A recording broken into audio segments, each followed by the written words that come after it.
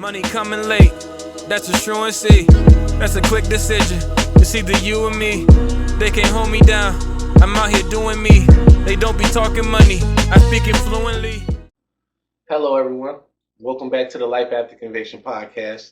Today, I'm here with another special guest. What's your name, man? Man, my name's TJ. It's Thomas Dewson, but I go by TJ. Okay. How long were you incarcerated for, TJ? 15 years. 15 years. And if you don't mind me asking, what were you incarcerated for? Conspiracy to commit murder. Okay. My little cousin did stuff, and I wasn't willing to say anything back then, and I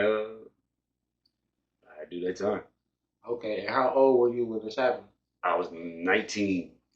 19. So, damn, 19 again. Yeah. That had to be rough. Okay, so was this your first time ever in trouble like that? Or? No. Unfortunately, I was like very, very used to, but I'm saying it's just a weird system, bro. I would say my introduction to juvenile and to probation. I got on probation when I was 8 for truancy. 8 years old? 8 years old. So how is an 8-year-old the one that should be on probation? But not going to school. For truancy. Yeah. You know what I'm saying? When I was 9, I got caught stealing some candy for this girl right before school. I had a crush on her. And they for real cuffed me, man, and it just continued from there. Like whatever little things would happen, man. Like I remember 2nd grade, them cops, like I was walking through the neighborhood with my best friend and my big brother. It's like a 2-block neighborhood, but it's a shortcut to the mall. Okay. So we walked through there, man, and in 2nd grade, I remember like we get to the end of the 1st block, and cop car shows up. 2 cop cars show up. When they pulled, like, you gotta stop, get on the ground, you little punks, and punked it. And I was like, I'm getting on the ground, like, I mean, there's ants right here, there's an ant. He said, put your nose in, you little punks, and punk. That's what I remember vivid, is the punk continuously. Yeah. And now as an adult, bro, I look at a 2nd grader, and I couldn't even imagine. Yeah. You know what I'm saying? So, and then he's like, oh, so you got, I guess it was this kid that I would always get into it with. It's a nice neighborhood there. His mom seen us coming, and she called the cops, I guess. But what these 2 cop cars showed up for on 2 2nd graders and a 3rd grader was because they said like, oh, we threatened to blow him up with a bazooka, which didn't happen. But let's play devil's advocate here. If it did happen, yeah. Their 2nd and 3rd grade. Like, where will we get? What's the chance they got a bazooka? Yeah, but I was very frequently in. I've probably done right around 20 years, man. I'm 34 years old. Starting when you was 8 years old. Yeah. Okay, so yeah, so this was your first felony conviction. As an adult, yeah, this was my first adult case. Yeah, like conspiracy to commit murder. Yeah, I had one adult case before that. They arrested me for riding a bike without a reflector. They arrested you for riding a bike without a reflector. That was the arrest and charge. I mean, when I went to court, man, at least like when the prosecutor dude said it, the judge was like, "Are y'all for real right now?" So dismissed, get out. Yeah. So that was cool. Okay, shout out to that judge. Shout out to that judge. So when you get arrested for your first real crime. Yeah. Yeah. Your first real crime. What was the shock that you had when you first got to prison at 19? And I said you did 15 years. Mm-hmm. So how much did you get sentenced to? I got 30 years. 30 years, and this was a plea bargain or trial? Went to trial. Okay. And so 30 years at 19. How was it when you got to prison? Like, what was the culture shock like? When I first got to prison, man, I went to Indiana State Prison up in Michigan City. ISP. Yeah, so I'm in IDU or not. I don't know, NSB. I'm in NSB, which is like at that time it was like, before you get to population, you go up here for a few weeks. So when you get in there, man, these bars, these black bars, a cell. The toilet was made of stone because that's how old it was. And it's just this tiny little cell, man. It's like your arms but the ceilings were so tall. So I'm thinking that this is prison. This is what it looks like. And my first day in there, I'm sitting on the edge of my bed, just like this, really. And I'm right here by the bars, man. And there's a dude, I think his name was Tattoo. And he was like kind of at the edge of my bar, but he was talking to my neighbor. And there's the phones right here, man. And I see dude just staring at this dude Tattoo. And he's just staring, but he ain't talking on that phone. And he just drops the phone and beelines to him, man. Stabs him in his neck. This is my first day in prison, bro. Damn. So I'm like, oh my God. Did you think he was gonna die in there at that point, or like you saw what's gonna happen to you? I don't know. And I didn't think like I was gonna die. I was just like, oh my God, I don't like this is what this is. You know what I'm saying? So like, man, I don't even know what to call that feeling like, because it wasn't like just a fear. It was like because it was my reality. You know what I'm saying? So how did that cause you to act? Seeing that on your first day, how did that cause you to act going forward? Man, it was it was just a very cautious type feeling. You feel me? Yeah. But I was up there with a bunch of people I knew. Okay. You know what I'm saying? So I felt comfortable in that environment. Okay. And these was people from the neighborhood that had got in trouble. Yeah. There's a whole bunch of us. Everybody, a lot of from South Bend, man. And when I went there, it's the same time a group of us. Like I was probably the oldest. Okay. You know what I'm saying? So it's a group of us that went there and we did our whole bit together, but we grew up together. And now most of us are out. You know what I'm saying? So we talk, it's like, it's always awesome. You know what I'm saying? Like, man, you remember when we didn't even think this was going to happen? Like, we couldn't even imagine being back. You know what I'm saying? Like, but we did it. We did that, bro. We did that and we unscathed. You know what I'm saying? Okay, so what was some of the opportunities for programming and stuff that you was able to take advantage of? And Indiana State Prison, which is it's crazy because it's a level 4 maximum security, and they for real was like there was more programs, man. I think my favorite was the JCs. Okay. I was in Toastmasters, JCs. I don't know, I was part of everything. I took so many classes. I was part of so many programs. It was really cool, man. But the JCs organization, man, what we would do in there, and it's ran by us. You know what I'm saying? So, but we would host events. You know what I'm saying? It's like, so we would be able to give back to the community. So we did the beard contest where we'd go around and we'd get people to donate whatever, and inmate COs, and then you go into the chapel, and it's like a beauty pageant, but for beards, you know what I'm saying? Okay. And then at the end of it, you know, if whatever, first, second, third, whatever, if you didn't, like, all that matters is that everybody that went in there got people to donate, and that money went to Camp About Face, which is a camp for kids with cleft palates. Yeah. We did the March of Dimes every year.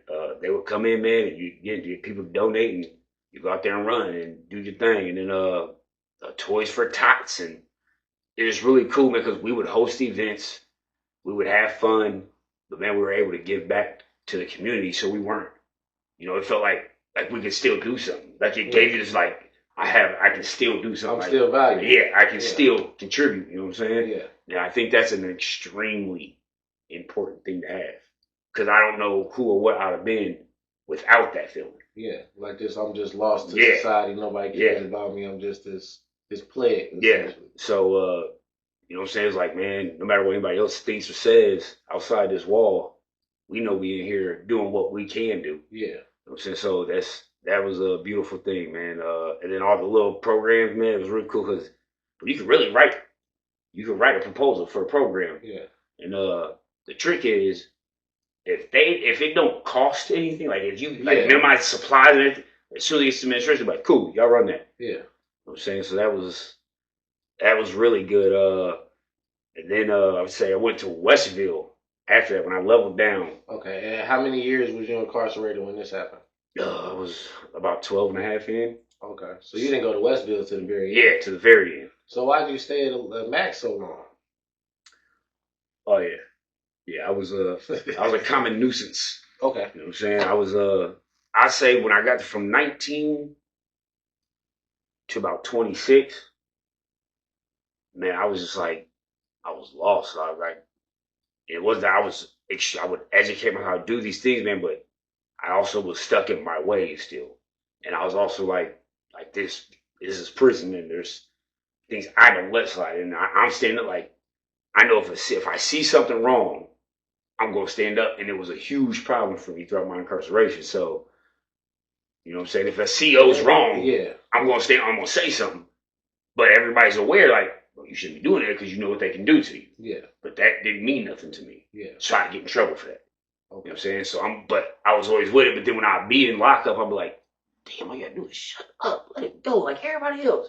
I was always the one to stand up, and it's a trait that I love, and but it kept me in trouble. And then yeah, I was yeah. Nobody likes the one that speaks out. I know. And then I'd say. And so, go ahead. I'll say 26, man. Something happened. I was in SEG, man. I was just tired of always being there. I probably spent about 7 years in SEG out of that 15. So, I mean, I know extreme isolation. You know what I'm saying? So it's like,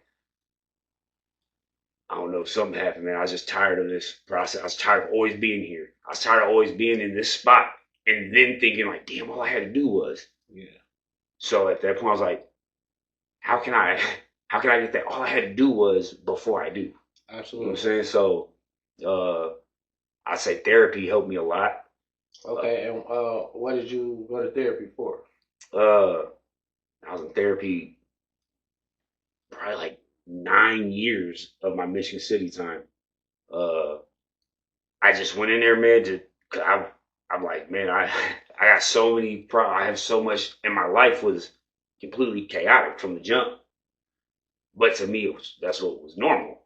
And in therapy, you know, I just talk, and like that first year, man, like I'd say stuff. And she's like, "Do you understand? Like that's traumatic. Like that's your trauma." I'm like, "No, I'm not. Like I'm perfect. Like I'm normal. Like I'm just." She's like, "Yeah." She's like, "Yeah." She's like, "No, that's not normal." Like I was like, "That's my normal though." Yeah. But it was cool, man. I think therapy was a cool thing because they come in, man. What it is, they let you talk. They let you say whatever, and their job is like just let you say whatever until you're like, man, I don't understand, man, why I keep doing this. And they're like, all right, well, let's talk about it. And when you point something out, that means you're aware of it. Once you're aware of something, it's kind of like you gain this control, like the ball's in your court. Yeah. Awareness is the first step to it, man. It's key. So they'll set you up like, well, if you're aware of this, let me tell you, this is what you can do about that if you choose to apply this and practice this. So it's kind of like they give you an assignment. So you'll come back that next week. They're like, hey, look, do this, like try this. If this situation happens, try this. And then you do it. You do this every week in sight. And at some point, you know what I'm saying? Like you kill me, but I wasn't aware. Like something would happen bad. And I'm like, damn, always me. Like, why? And like every time. And then she's like, man, that's a blanket statement. Blanket statements ain't real. It's never always every time. That's a lie. So I'm like, damn, but man, she's like, and that's when they'll point out, you're like, but look at your progress you've had. You know, if that would have happened before, what you did was this, and it takes somebody point out, you're like, oh shit. Oh man, it's possible. And they just give you these, I don't know, therapy was great. And meditation, loved it. I did the Zen Buddhist chapel. I'm in prayer for like 7 years. Okay. So that meditation, you said you did the Zen Buddhist chapel for 7 years. Yeah. So what got you into that? The silence in the beginning. I wanted to go try it, man. I went over there, and it's not like any other chapel. It's, you know, the cell houses are loud and chaotic 24/7. It was just so quiet. You know, and it wasn't a big group, so it's just like 9, 10 people, man, just sitting there meditating. And once I started actually meditating, I started trying to practice things. And my trick that I ended up going with was I have a very vivid imagination. That's like, so what I would do is I would picture a rose, and I would picture that rose, but like expanding in my mind. And that's what I just keep repeating that process, and like it clarity. So that was, I don't know, man. And then journaling after that, my journaling helped. Okay, so you get to Westville. Mm-hmm. After 12 and a half years, yeah. So after 12 and a half years, you get to Westville. And what was that transition like to a lower level security prison? Because we heard that in actuality, how some would think that the higher levels are the worst. That's exactly what I was gonna say. When you get to the lower levels, those are actually the worst.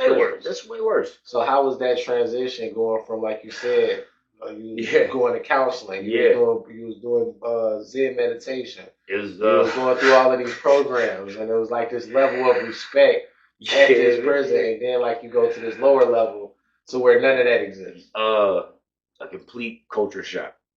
You know what I'm saying? And also, I'm used to being in my cell, just me. Yeah. So when you get there, man, you notice like, all right, you go down this hallway, but none of these rooms have doors. They got the door frame, there's no doors. Yeah. And there's 2 bunk beds in there. So you just like 4 people in here, and then people just walk up and down this hallway all night, and it's like, because again, now this is when I just got there. You know, so you're in that orientation phase before you go to population.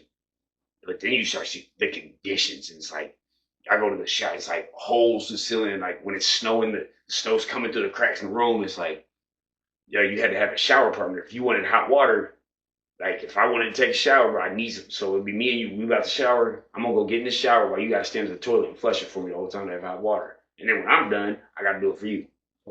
And then I don't know, but just I don't know, that was just strange, you know what I'm saying? It was weird. And then when I got to population, I seen the culture and the environment.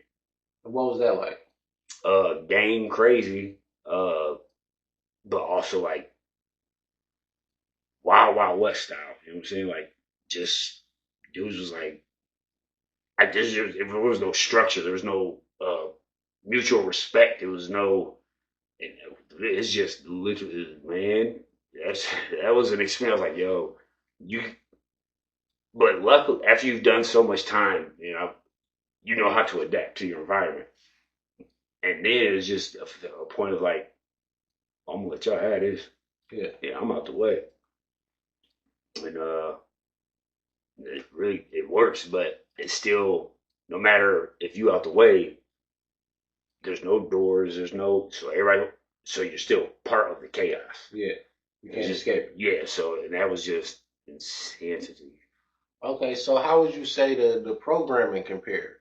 The programming from the maximum security to the program at a lower facility where people are going home quicker. You would think that they would have more programming or better programming, because these are people that's about to be released. It's 100%. The belief, the myth in prison is like, when I'm at level 4, it's like, man, when you level down, though, you know what I'm saying? More movement, more this, more freedom, more programs. And then when it happens, like, you have less freedom. Like, you don't leave that building unless you're going to rec or going to rec or chow. Yeah. And you're back in this wing, and there is no programs,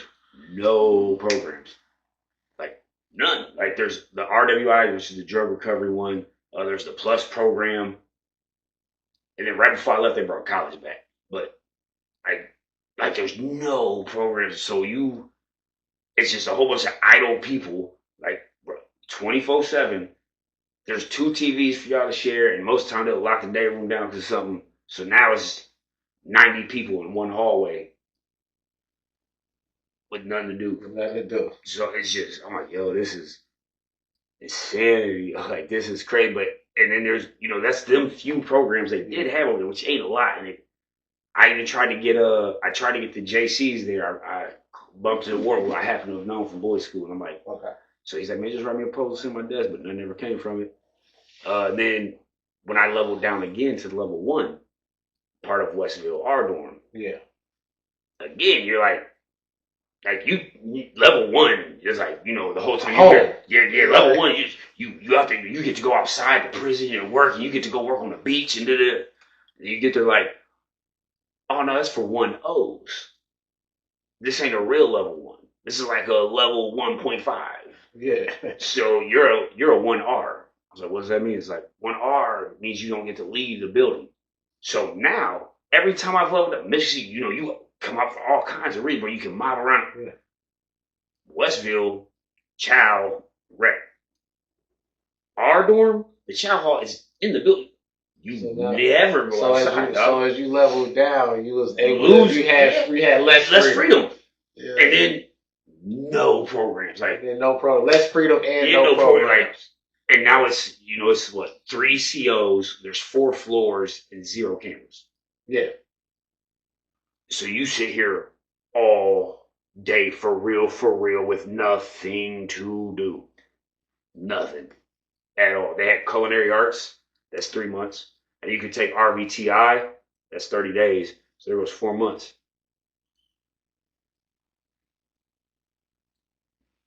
That's it. So do you think that the way that's structured, the structure that you just talked about, like as you level down, is less programming and less freedom? But the reality is that most people don't go to a maximum security prison. Yeah. Like Westville, I think had like 3,500 people there. Yeah. It's like 4 prisons. Yeah, it has like 3,500 people there, and so most people go to these lower level prisons. Yeah. And so as soon as they get incarcerated, they go to a place that has no programs, no freedom, a whole bunch of idle time. Yeah. Do you think that this is the reason why those people get out and more than likely come back? I mean, absolutely. I know. Even when I got to the level 1, because for the people who are coming to level 1, like them people like got 6 months, 3 months. Yeah. You know what I'm saying? So I seen some leave and come back. I'm talking about literally because their minds ain't changed none. Like 0. They are still exactly who they ain't changed. They haven't, like, for what? Because there's no opportunity for them to change. Exactly. It's like, I can do this. Yeah. It's like a punishment. Yeah. Like, go to your room for a little bit, and then we're gonna let you go back outside and see what you do. And it's so, and then like the people that are supposed to be there for you, like your counselors, and they don't like their job, so they don't do the theater. It's like, oh, what? I just want to sit here. This is a quote. Like, I just want to sit here and like look at YouTube. So, well, that's great. Then you should have took this job. Like, my life, my freedom is in your hands, and you want to watch YouTube. Well, I need you to do your job real quick. So it's a very and then the more you level down, the more disrespectful the staff are because they had so much power over you. Yeah. Level 4 people with 90 years life, and these staff are. It's like not it's all a the life time. or death situation. Yeah, pretty exactly. Much. Like they want to make it home. Man, when I got to Westville, that was one of the craziest things I probably seen. That was the first thing I seen. I was like, what? Yeah, bitch. Yeah. I actually seen one of the sergeants, Sergeant Brazel. I seen Brazel on the GSC side. A dude, she said something to a dude, and I don't know exactly what she said, but it pissed him off so much that he just started yelling. And then she was like, "My goon's right here. Matter of fact, what's up? What you want to do?" And like they attacked him, like the guard, like he got into it with the female sergeant, and she's telling him in front of everybody, like my dude's right here. Yeah, keep talking. Crazy. Yeah. And then not only was she just threatening, but they actually carried out that action on that man right there in the yard, and he got in trouble. Nothing was wrong. Yeah, it's the craziest power trip. And when I got to level 1, like what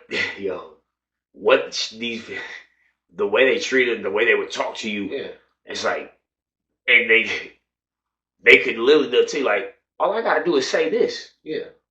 Again, there's no cameras. There's no cameras. There's no. All I gotta do is say this, and you hear. Yeah. And they will lie, and I'm not saying they lie all the time. What I'm saying, they will and they do though. Yeah. And it will. So you'll be sitting in this cage because there ain't no like seconds, but they have one tiny little cage. Yeah. And I've seen them have like 8 people in that moment, and it's have to stay the night. Yeah. The cage is this big. Yeah. Like that's inhumane. No, there's no bed. No just bed, you gotta. No you can't. Yeah. Like that's crazy, but they know they can do that to you, and they know what power they have, so they'll flex on you, stun on you, and it's the craziest thing I've ever seen. So what do you think about that? Because prisons are like purposefully hid from the public. Yeah. I mean, technically slaves live there. Yeah. Absolutely. You know what I mean? And so it's guarded from the public so that things like this can happen without getting out. Yeah. Being however they want to look at me, where you perceive or what label you put on it, but for someone who's done so much time, you know what I'm saying, when you get down there, like they get meet you and they'll be talking and be like, I mean, how much I've been telling you? Like all 15 years. What? They can't conceive it. Thank you for tuning into the Life After Conviction podcast. To contact us, please visit our website at www.lifeafterconviction.com. To stay up to date with all the wonderful things we're doing in the community, please like our Facebook page at Life After Conviction Inc. Enjoy the rest of the video. Okay, so when you finally got out, when did it hit you that you was going home? Man, I think there was nothing like that last 24 hours. Okay. Like, but that last, like, I think it was like when it hit that month, you know, when all the time cuts are in, this day don't change unless I get in trouble. Okay. You know what I'm saying? So when August hits, it was like, so you're knocking down these weeks. And it's August of what year? What year did you go down? I went down in 9. It went down in 2009 for conspiracy to commit murder for withholding vital information from the state. And they said that you knew because this was your cousin that y'all lived together. And so they like, you know. You know. If you did it, then he let you know. Yeah. If he did it, he let you know. Yeah. Okay. And so 2009 is so fast forward. So this is 2000 what? 24? 2024. August 29th. Okay. August 29th and 24. Okay. And man, that when it was August 28th, it was like, there's no shit like, yo, and you just like, you can't believe, like, it's not, like, I wanted this so bad, but I don't even know, I don't know, man, it's so much anxiety, so much like, it ain't even like a bad anxiety, it's just like, hurry, oh my, but at the end, when you leaving, it's hurry up and wait. Hurry up and like as you get to, so they're gonna send you like 2 a.m. They're gonna send you to this part. You gotta go over here, and they got 2 other parts. So now they're like, oh, you about to sit here till about 7 a.m. So now you're like, oh my God, I know that this is the last steps before I leave. And you just sit in this little cage. It's like, okay. So unfortunately for me, they brought somebody up there out of like 20 of us leaving, and he had the same name as somebody leaving. They found out it wasn't him, so they made him go back. And when he went back, he stole my motherfucking property. 15 years of business plans, poems, my journals, my everything for 15 years. Everything and I had that stripped from you on them last 3-4 hours. I'm so like you just took this moment from me, bro. Like, cause now I'm like, man, all that matters, TJ, is go home. You about to leave. But also, 15, I know the value of this stuff to me. Like, I know what I was going to use this for. But now I'm mad, too. So I'm almost like, man, I didn't even want to stay. Like, send me back. Let me go get my stuff, bro. So it's like, it was so emotionally draining for me. Because I was just, you get there, man, you get there. All right, come on. So get you. Go, you just waiting. And now it's this door, these last 2 doors, and they're only doing like one at a time. And then it's you, and you go up there like, let me see ID, like, oh, come on, bro. Y'all have checked me 10 times. This is me. Let me plead. Or that last one. Oh my God. I've told everybody, and everybody's like, man, you better not go home in that. I said, bro, listen. I'm buying an all purple suit. Like, I want a suit and tie, all purple, like the Joker. It was like my thing, because like my thing was like, I want to walk out. I'm like, why so serious? Yeah. You know what I'm saying? So then I did that. I definitely did that. I walked out. I was just like, I see my brother, bro Roach, and I was just like, my brother's my ace balloon, man. My big brother, I love him so much, man. It's just, and to see him and like this hug wasn't that. Man, I love you. I'm here for like, this was like, we got each other. We did this. We here. We did it, bro. It was just, nothing mattered. It was just like, yo, I can't believe I did it. You know what I'm saying? So it was beautiful, man. Okay, so, you're good. And so when you finally do get back to the world, you left in 2009. You don't get back out until 2024. So what was the first thing that shocked you when you got back home? I think the first, like, besides that all the cars were shiny out here, was I went to Riley High School, and I lied to everybody when I was getting out, except my brother who came and got me, just so I could pop up a spider. So I went to the school and I pulled my son. My son, I have a 16-year-old son. You know what I'm saying? So he was one when I left. And did you see him while you was incarcerated? He got to come in, I think, 1 or 2 visits. Okay. 2 visits, but I talked to him I talked to him so much every day. Like, they were like, the counselors, everybody, like, people even like, man, I love the way you father. Like, so they even made me make a fathering class. Like, I am, so it's, when I came out, bro, and I went to Riley, I'm like, hey, can I pull braids out, but don't let him know this and that. And man, when he came, like, I kind of, and when he came out and shit, and he seen me, man, it was like, I don't know, man, that was a beautiful moment for me. And then we went from there to Walmart. Okay. And that's the first thing that I noticed was like, I walked, I'm just so happy, like, there's so many choice and options, and I like forgot, like, it was mom, and I cried. And like, so people are like walking around like they're thrown off because I'm crying in Walmart. I'm crying. I'm like, and I got my son, I got my cousin, like, everybody's like, so now the other people in Walmart are like, yo, who is this dude? Like, but I'm just like, y'all, that's crazy, bro. You understand? Like, this is a stream. Like, bro, do you understand? You can grab this right now because you want it now. You don't need this in 2 weeks, so you got to get it now and plan it out. When you can grab this right now, pay for it, and use it right now.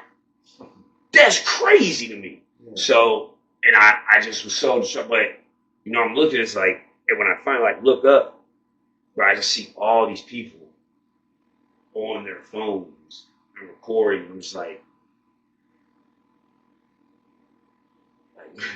what are y'all doing? Yeah.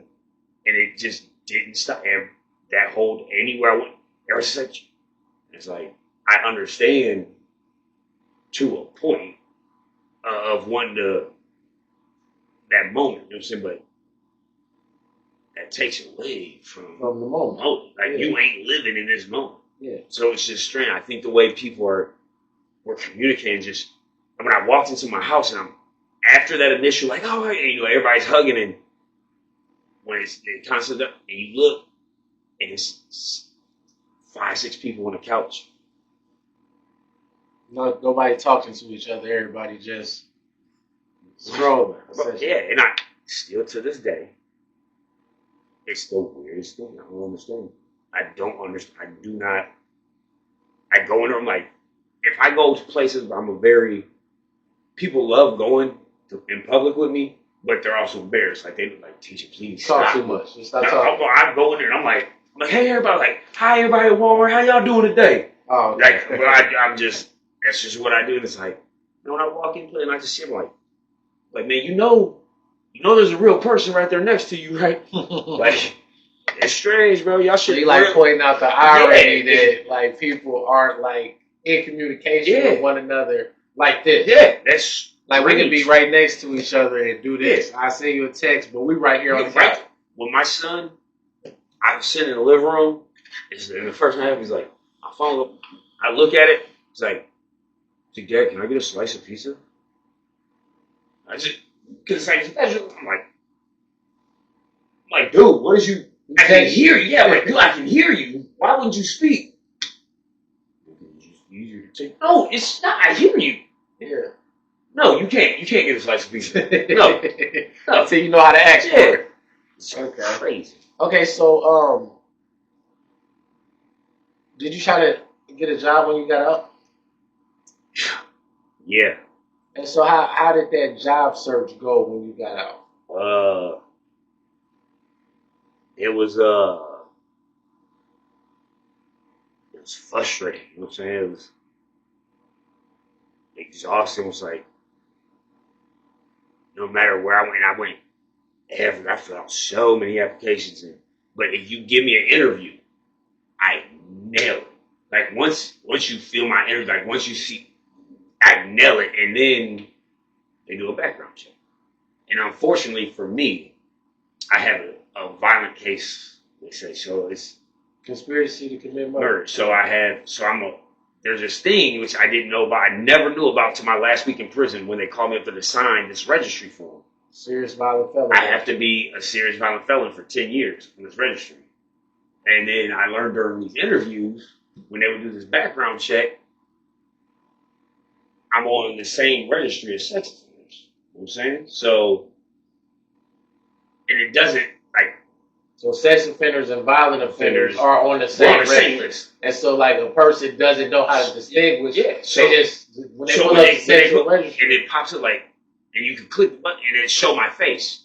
But you have to click my face to read my charge. Yeah. And when it pops up on, if you see a background check, like the printout of it, it says, like this, like, reason for this or this, and it'll be like sex offender registry. That's what it says. Yeah. And the dude that works in this county, the dude who runs that registry, he hates it. He's like, man, I hate. He's like, bro, if you have any, he's like, in the interview, call me. I will talk to him. He's like, I'll give you whatever they need, so they know. He's like, I don't think it's fair. I don't think it's right. He's like, the only thing y'all can do is holler at y'all legislature. Like, there's nothing. So for the next 10 years, I have to explain.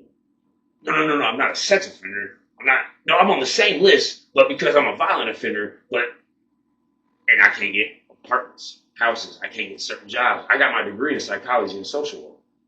Helping people is what I'm amazing at. It's my purpose. It's my passion. And I go to this, like, I went to that YSB, these interview thing, and it's like an open interview.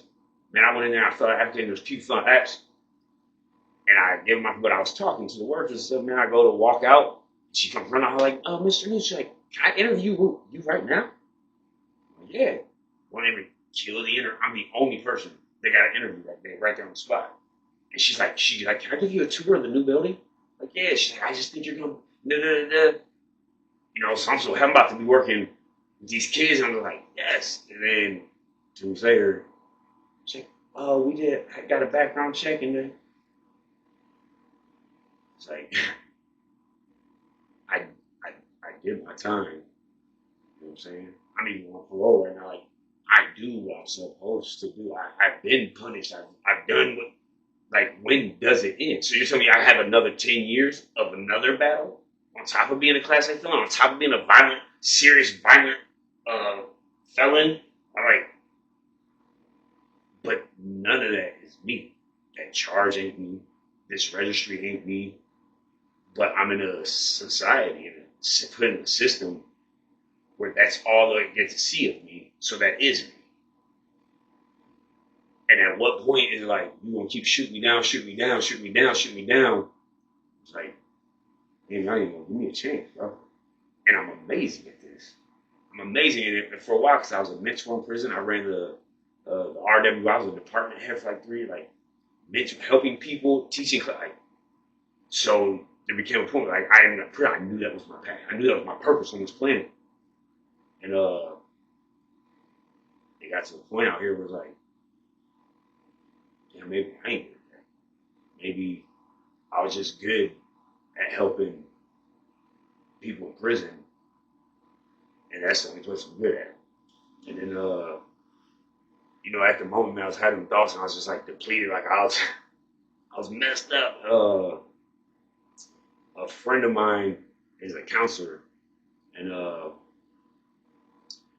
she does like drug recovery. It's for what's it called, the CP, the one that can take the kid DCS. Yeah. So she's like, man, would you like to be a guest speaker? I'm like, yeah.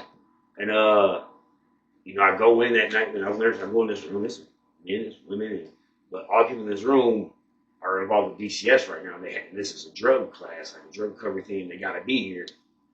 They introduced me. Man, I get to talking. I get to tell a little bit of my story, and I get them laughing. I get them crying. everything's going. I'm just like, and at the very when I'm done, and the counselor, he's like, all right, look. And they're like, you should hire him immediately. Like they're like, the group, they're like, you need to hire him. He's like, dude, for real, I'm about to like ask my boss, and like, there's like, and that thing, like they come in, there's people hugging me, men, women, all ages. They're hugging me, they're crying, they're like, thank you for like, I mean, you just like, and it's just like, I'm just, and then when I walk out and I go outside, it's kind of like a light rain out, and I'm just like, like I knew it, like I knew it, I needed that, like this is what I'm supposed to do, dog. Yeah. This is what I just needed somebody to let me put my foot. Yes, and you almost got me. Yeah. You almost got me, man. I've been through so much, but they always almost get me. Yeah. You know what I'm saying? And really, I'm good. So did they end up hiring you? No, they did not because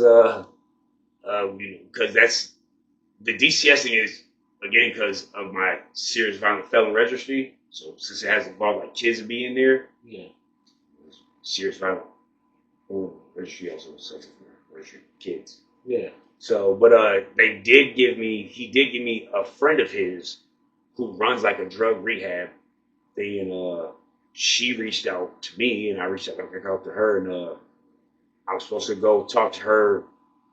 I think on the 28th or something. Oh, this month? This month. Okay. So, but right now with my little cousin he just opened up his own barbecue joint up in Cass. I was like, man, so good. It's my baby cousin was like it was like he was, it was so bad. It was like, so to come out and my very first day out, like my first full day out, I went to his wedding.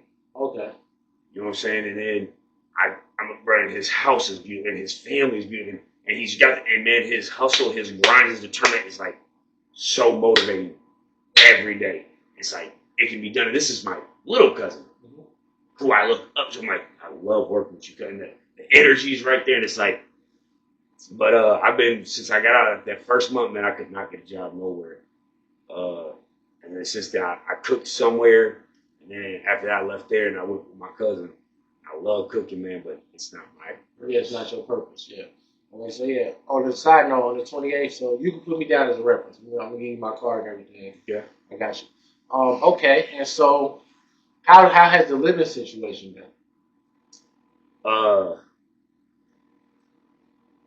It's cool. It's just, it's not what I want. You know what I'm saying? What do you mean? That first month, it was that bounce around thing. You know what I'm saying? Like, it's like I could stay here. You know what I'm saying? But this ain't where I want to stay. You know what I'm saying? Like, yeah. I got my cousin Shelly, and it's like these environments, like it's cool, but it really didn't matter where because I couldn't stay anywhere. So like I sit down physically, like I had to get up and go, move, walk. And then me and my brother, we got our spot. Me, my brother, my son, and I'm so happy about it, man. But it's like now, like I've been there for a few months, it's just like I don't feel home. Like this ain't home yet. Like this is, we have too many stipulations and too many this and that. It's like, but I also know a lot of places are going to shoot me down. So you don't even want to try. It's just like I don't want to try. It's like I got to do what I've always done, and I got to be aware of the system and how it operates, and I got to sidestep it. You know what I'm saying? Like I have no choice. So it's like what I'm really doing right now is like, all right. And my mom, like, if I can stack up like 7,500, and I know a person, like I know the person, not a property management, not a person who has a house. So I can walk up like 6 months rent. Like, yeah, you good. Well, I know none of that background shit. So it's like that kind of person, like to do that, bro, is not like that ain't the house, ain't the home. Like you probably won't get the best, you know what I'm saying? But it's people. Everybody's got their space. We got our space. It'll be home. That's what I think that's what I need, man. I think that's what's missing right now in my life, and it's causing issues in very important places with very important people in my life. I think not having home, I think not having, it's just stability. Yeah, it's not. It's messing up right now. Okay. Okay, and so I guess the last thing we can get into. So if I heard you correctly, you have a history with the idea and concept of restorative justice. Yeah, I do. I believe. I mean, when I learned about it, uh, it kind of blew my mind. And because as I'm learning about it, I'm reading this real research, and I'm seeing, and I had to, me and my group, do that class with Valparaiso. Our group project was we had to make a restorative justice program for prison. Okay. So we had to make one. You know what I'm saying? So in a way, I was like, it was just such a simplicity and a beautiful thing, and it's like, and I'm not saying there won't be difficulties and everything won't go perfect and simple, but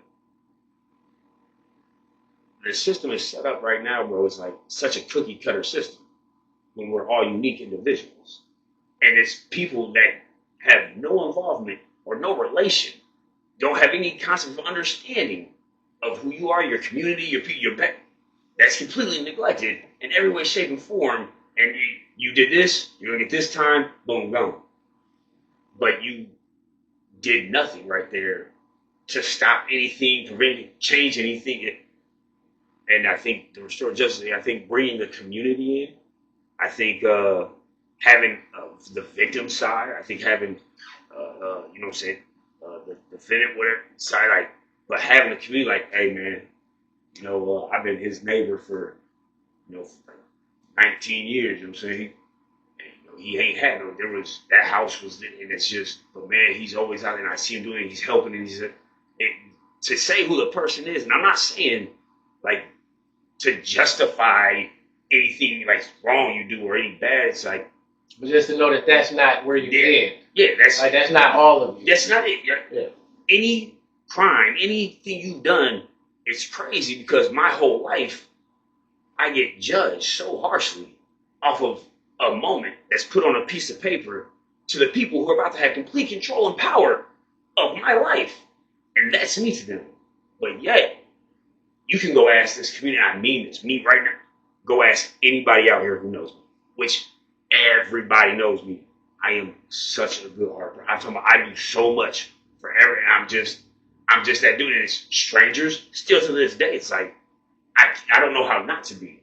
But you caught me in a moment where I was put in a circumstance, a situation that deemed some form of responsibility. And even when I was a kid, there was something like stealing the candy or something. I was a kid. Don't do that. Like, you know what I'm saying? Not lock him up. And as it does, like, if I do so, it's like, you ain't taking none of what I got going, none of who I am, none of that matters. Nothing matters. I don't see how it's possible, but I think if you bring the community and you bring the family, there can be a discussion and an understanding. And it's not to say not to give anybody any form of time, but I think you should give them something appropriate. You should learn how they work and how their mind thinks. That's why there's always that was a very wrong thing, and you just. But, so what do you think about?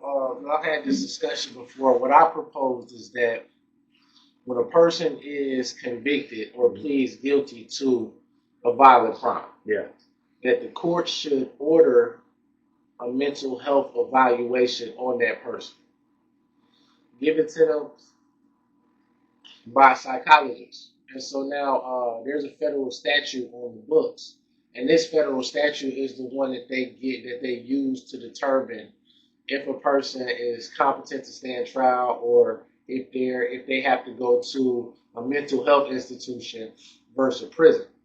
However, there's an exception in that code that says if the psychologist finds that there is in fact something wrong with that person's mental abilities and all of these things, not to say that they're like slow, for lack of a better word, But just like there are some mental issues Yeah. going on there, but they're not severe enough to deem him to be placed in a mental health facility. Then the exception in this code says that then the psychologist has the task of creating a mental health evaluation complete with treatment options. Yeah. That the judge then sends with that person to the prison. Yeah. And then the prison is responsible for making sure that this person gets the treatment to address their mental health needs in a sentence. Yeah. And I said this would be a way in my mind to pardon me, to hold prisoners accountable. Because the thing that I see right now is that there's no accountability. Zero. Like people, so courts send people to prison, and the prison has these programs that they say will help and fix. And so when a person gets out, not better than when they went in, and in a lot of cases worse, the prison can say, well, they came, they did what we had for them to do, and just send them back, they can do it again.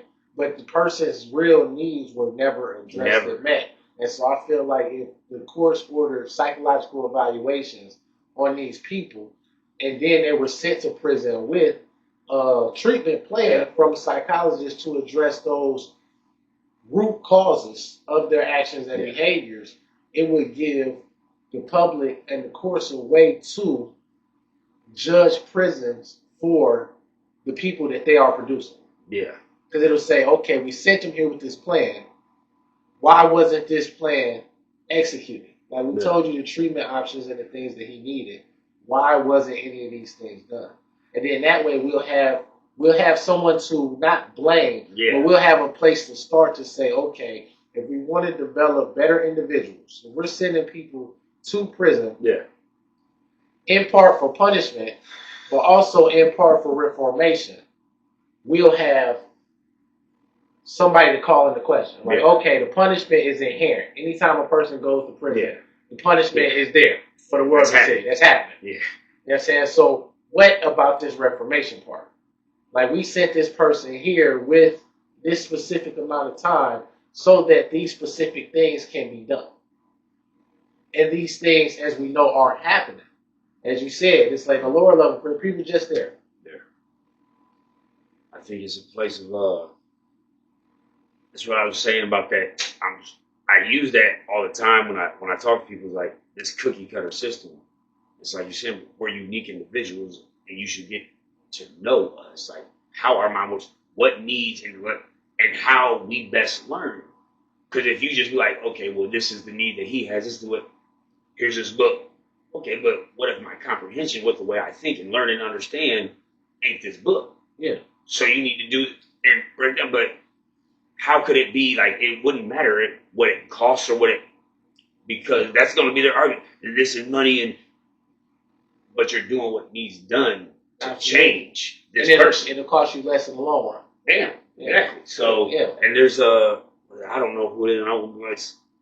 When we were doing that research on it, it's like over in like Sweden or something. It's man, the way their prisons operate, and they have this system where no matter what you did, the max you can do is 5 years. But it's like a parole hearing almost at the end of that 5 years to see if you've been rehabilitated. Yeah. Now there's some people who've done such a heinous crime where it's like just every 5 years you're gonna get 5 more years. But you go in there and the staff room with like everybody's involved, and it's like nah, I changed, and it's crazy because like I know so many good, positive, motivated like that are in there behind that wall that committed a crime in the 80s. Yeah, that's what. Yeah. Like, and here it is, 40 years, 50 years later, and these people are not who they were. I'm not who I was when I was 19. And 19-year-old wasn't who he was when he was 12. And at 33, I'm not who I was at 30. I had a whole paradigm shift, 27 to 30 and 30 to 33, and I'm not these past versions of myself, and yet here I am on a registry for the next 10 years, and I can't do this, and I'm still being. There's no acknowledgement of it. It's not the only acknowledgement you get is the people around you. But the system, these people, man, these police, this parole, these judges, prosecutors, You get no credit. Nothing's changed for you. It's punish, punish, punish, punish, punish. Did you do it? Well, guess what? More punish, punish, punish, punish. Oh, what is it, 25 years later now? Well, guess what? Punish. And then what? And now, okay, so now 25 years after doing 15 of it in prison, doing 10 of it out here, this uphill battle. Oh, okay. So I'll be 44 when I be like, well, at least I can get an apartment. You know, like, and that's maybe. Yes, that's still a maybe. Now, I might be able to get the job at this time. At 44, for something I was 19, and I'm not what? That don't make sense. The system is not. It just don't make sense. So what would you suggest? So right now, if they came to you and said, okay, TJ, what do you suggest we do to make things different? And to make it to where people who have committed crimes and done their time can get a fair shake when they get out into society. I think almost like a step type of program at a bare minimum. Okay. If it's a trust issue, if it's a whatever issue of us getting fresh out, right back in society, and like, but what if this person gets fresh out and this person is like this? And so that's a fear they have. That's why they judge us so harshly. Oh my God, you just got prison. It's like they're scared of that stigma.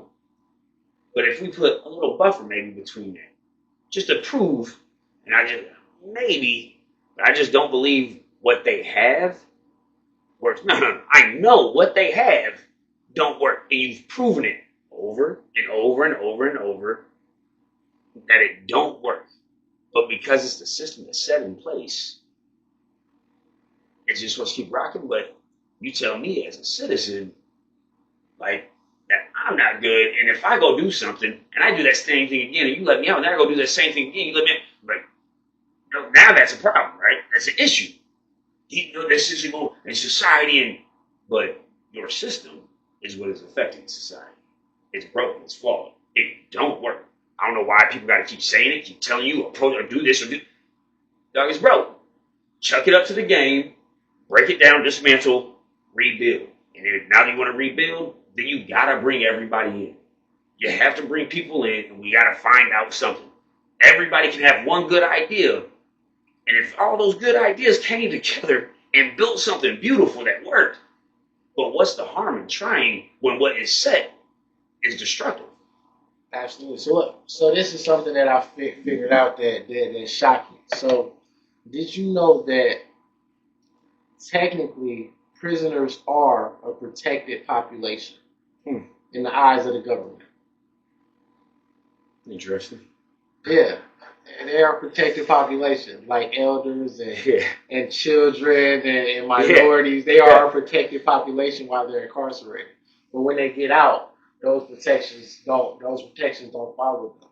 So what would you think about a proposed legislation that classifies felons as a protected group? Like, you can't discriminate based on race, age, criminal history. You know what I mean? Yeah.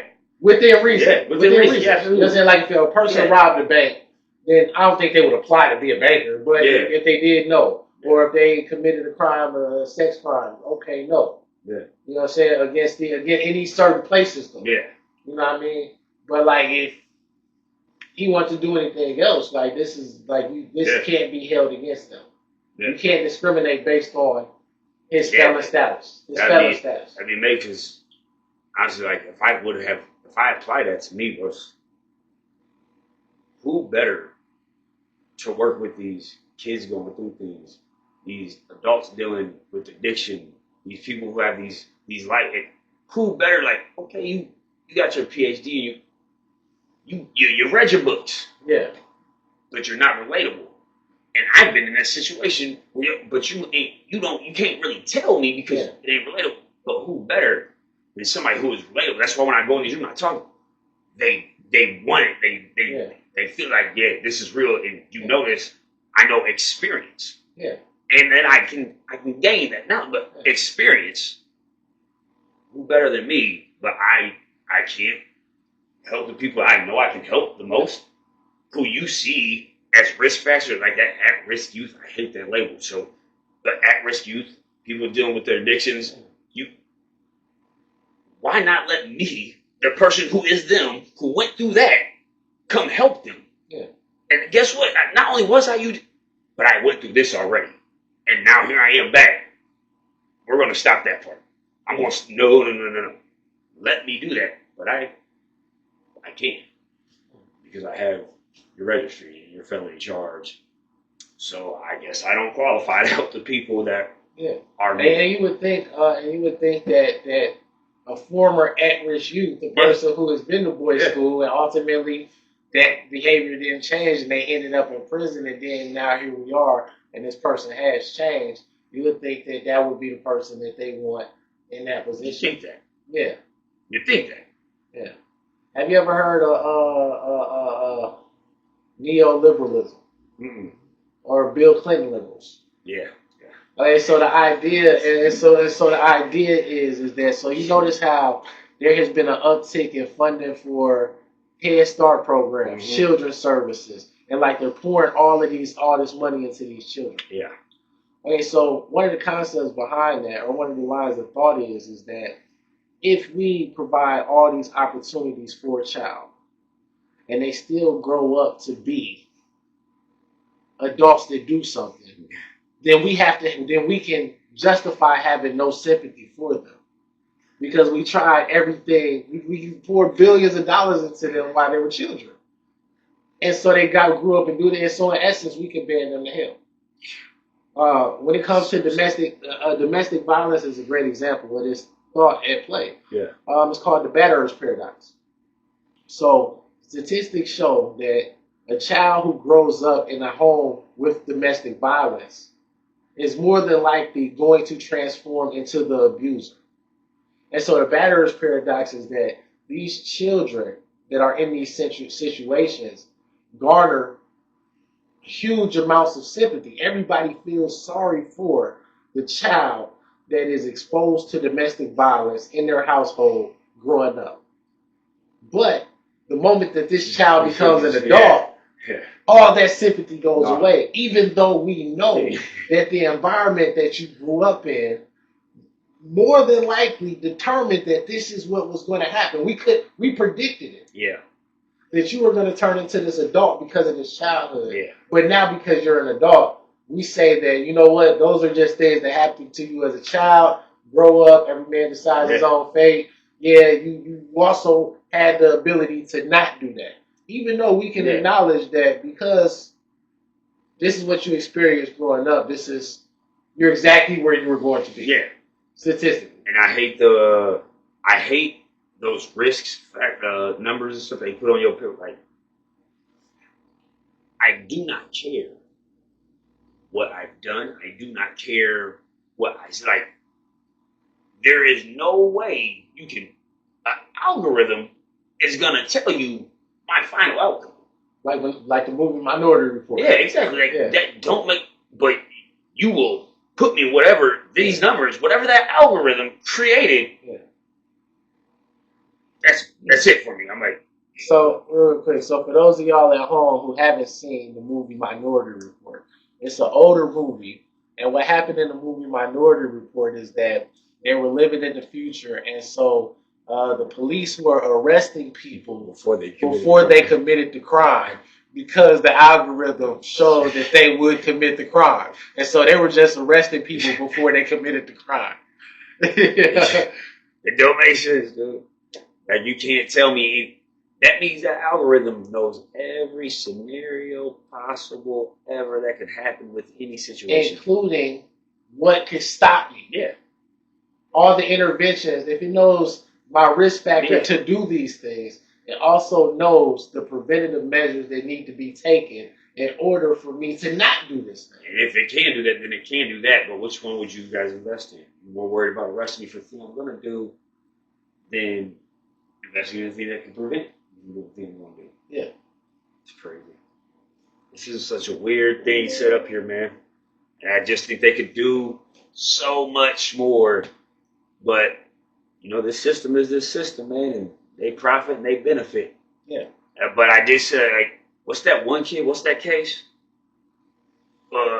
He was like rich, so he didn't know anybody. You know what I'm talking about? No. Oh, there's this kid. I think it was in California. This a few years ago. I forgot what he did. I think he might have hit somebody on the car. I don't know. He did something. Some like little rich white kid. He did something. Now when he went to court, he was found not guilty because he was raised so privileged that he didn't know any better that that's wrong. You know, the whole world knows like that's wrong. But he was raised so privileged that, dude, I didn't know that. Was like, I can't. Okay, but I ain't never seen that applied nowhere on this side of it, ever. And then, like, he was on probation, wherever, and a picture was posted, like him on house arrest, like drinking liquor. And, you know, since his case was so big, like, he cut his house arrest ban off, and he ran to, like, I don't know where he ran to, and I think his mama helped him, too. But I thought you didn't know no better about it. Oh, but when you saw that picture, you knew what that violation was all of a sudden, huh? Yeah. You knew to run, huh? And you know you running is a bad thing to do. Man, it's the craziest thing. What is the name of that? What's that case? I cannot remember it, man. But he was just so privileged that he didn't know any better. Yet, what I can tell you, I know you have the statistics. I know you have the proof of my communities, like, if our lifestyles are this way. So, yeah, his name was Ethan Coach. There you go. That's him. Yeah, his name was Ethan Coach. That's him. But how is that not applicable to us? That's crazy. And it was the affluenza defense. That's what's called. Rich, privileged, and unaccountable. Yeah, that's what it's called. Affluenza defense, rich, privileged, and unaccountable. Like poor. And yeah, it says on the 15th of June, Ethan, 16, was driving with a blood alcohol level 3 times above the legal limit. He lost control of his speeding pickup truck and killed 4 pedestrians. On Tuesday, he was sentenced to serve, so he ended up getting sentenced to serve in a high-priced California drug rehabilitation center paid for by his parents with no jail time and 10 years of probation. It's the court case that made the affluenza defense a house. Okay, so his lawyers successfully argued he had a diminished sense of responsibility due to his wealth, pampered childhood, and absentee parenting. That's what the sad it is, dog.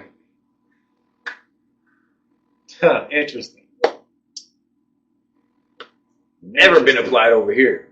I don't know. I ain't never heard that work for nobody over here. That's crazy, right? That's crazy. That's crazy, dude. That's crazy. That's crazy. That was mind blowing. Ethan Coach. Listen, man.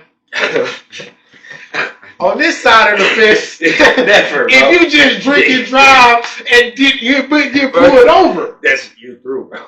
Right now, Taurus Diller is in jail right now for drinking and driving. Nobody got hurt. Nobody did.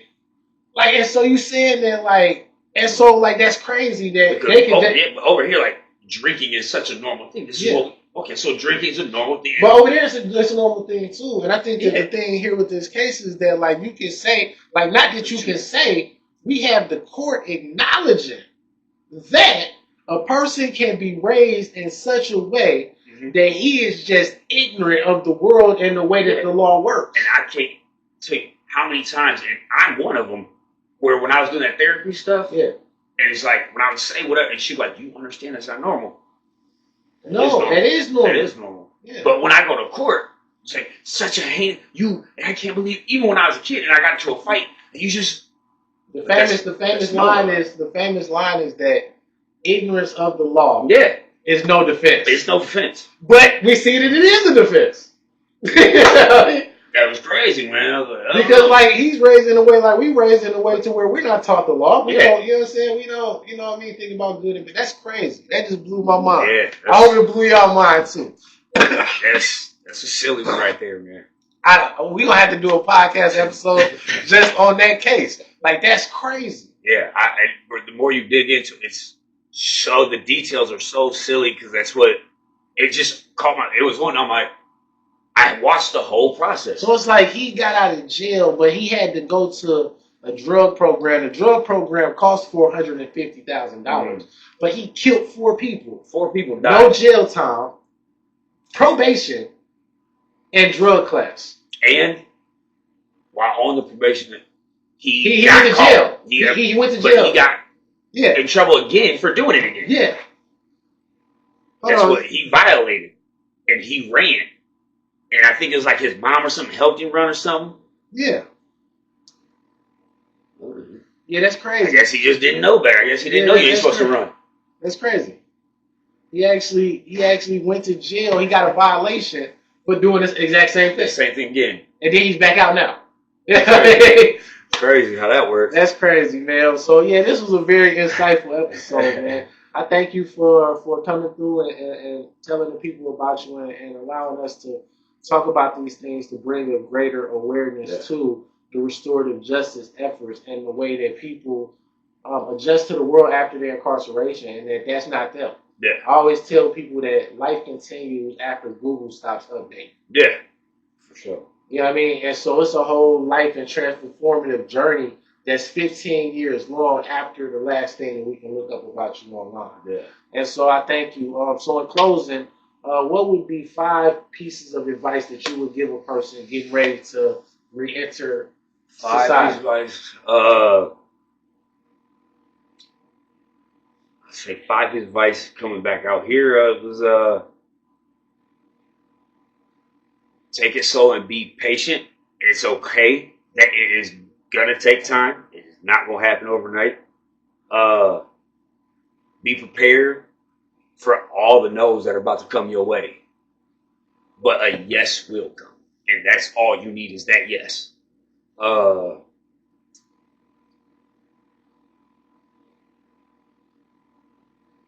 Do not settle for anything less than what you know you're worth. I do not care about none of it. I don't care. You stand on who you are. Do not settle for less in any way, shape, or form, because the second you do, that is what you will get, and that will become the lifestyle you will have to live. And I think we've earned our spot back out here, and I'm not going to settle for less because that is your opinion of something. Nobody should. And, man, I think obviously just be grateful. I think it's probably I am so grateful every day. I just told somebody the other day, I was like, I was so stressed this morning because this was going wrong, that was wrong. I was just stressed, and I had all this stuff, and I'm sitting on my couch, and I'm like, all this stuff going on. I was just like, and right in the middle, I'm like, man, thank you, God, for letting me get to feel this out here. Yeah. Thank you for letting me get to sit on my couch in my living room and feel this. Absolutely. So, man, gratefulness will get you far, man, because the worst of it out here, man, you know, it's just so much better than in there. There's the best day in there can't top the worst one out here. Absolutely. Without a doubt. And network. Okay. I think networking is extremely important, man. I think if you out here doing the right thing, doing what you're supposed to do, there is absolutely people that's moving like you and believe you, and they're on the same thing. You just got to network the right way, and networking is so important because it can get you almost anything. If you network right, you know the right person. I heard they sleeping right on time, me, but I'm not trying to sleep. Move like I'm Ray or Stevie, but I'm not trying to see. And I ain't trying to change your mind. I'd rather let it be. And I ain't trying to wake you up. I'd rather let it sleep. I'm on a newer mission. I gotta let it be.